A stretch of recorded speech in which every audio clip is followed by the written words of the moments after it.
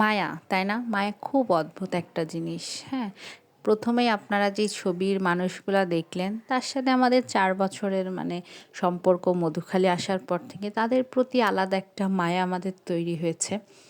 সবারই, শুধু আমার না, ওনাদের আমাদের।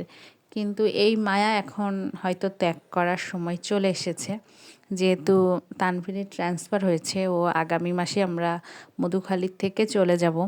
তো চলে যাওয়ার উপলক্ষে আমরা একটা পিকনিক করলাম, শুধু এই কয়েকটা ফ্যামিলি মিলে।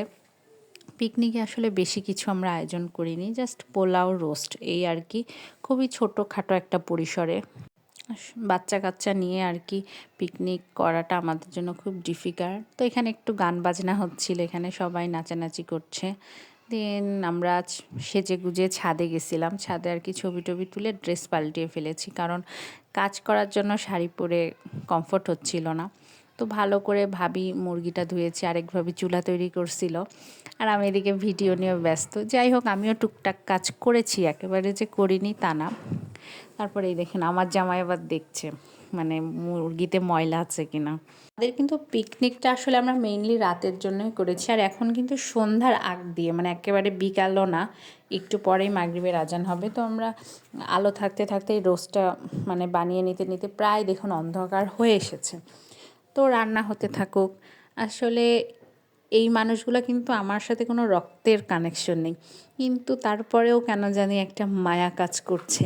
যারা এতদিন ধরে আছি, তাদের ছেড়ে চলে যাব, নতুন জায়গায় কিভাবে থাকবো। কিন্তু পরিস্থিতি তো এরকম, এইরকমই। যাই হোক, সেখানে গিয়েও হয়তো আমার নতুন জায়গায় মন বসে যাবে, অনেকের সাথে পরিচিত হবে। তারপরেও কিছু স্মৃতি হিসাবে এগুলো থাকলেও, আমরা এতদিন আছি, আমরা কিন্তু সচরাচর কোনো সেভাবে বেড়াতে গেছি, ছবি টবি অত তোলা হয়নি। তো আজকে একটু প্ল্যানিং করেই করলাম। এটা আমার ব্লগেও স্মৃতি হিসাবে থাকুক, আর আমার ফোনেও ছবিগুলো স্মৃতি হিসাবে থাকুক।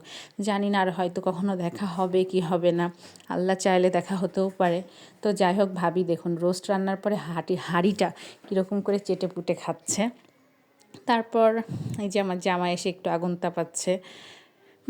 কি বলবো, কথা খুবই মজা করছি আমরা।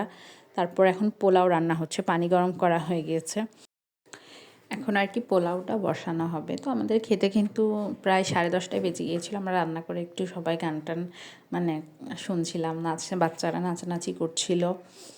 তো এই জন্য আর কি পরে আর কোনো ফুটেজ নেওয়া হয়নি। এদিকে দেখুন পোলাওটা আমরা দমে বসিয়ে দিয়ে রাফার নাচ দেখুন, সে কালা চশমা গানে আর কি নাচ করছে। তো এভাবেই দেখা যায় আমাদের দিনটা প্রায় কেটে গেল। যেখানেই থাকি একটা কথাই বলবো লাস্টলি, যেখানেই থাকি আপনাদেরকে মিস করব ভাবি। আর আমার ভিডিও যদি আপনাদের ভালো লাগে অবশ্যই লাইক কমেন্ট শেয়ার করবেন। আমার ইউটিউব চ্যানেল অন্তি ব্লগে সবাই গিয়ে সাবস্ক্রাইব করে দিয়ে আসবেন। ওইখানেও কিন্তু আমি বিভিন্ন ধরনের ভিডিও আপলোড করি, সেটা দেখতে হলে চ্যানেলটা অবশ্যই সাবস্ক্রাইব করে দিয়ে আসতে হবে। তো আমার সে প্রথম দিকে আর করা হয়নি, ভিডিও করা হয়নি, খাওয়ার সময় করেছি। তো আজকের ভিডিও এ পর্যন্তই, ভালো থাকবেন, আল্লাহ হাফেজ।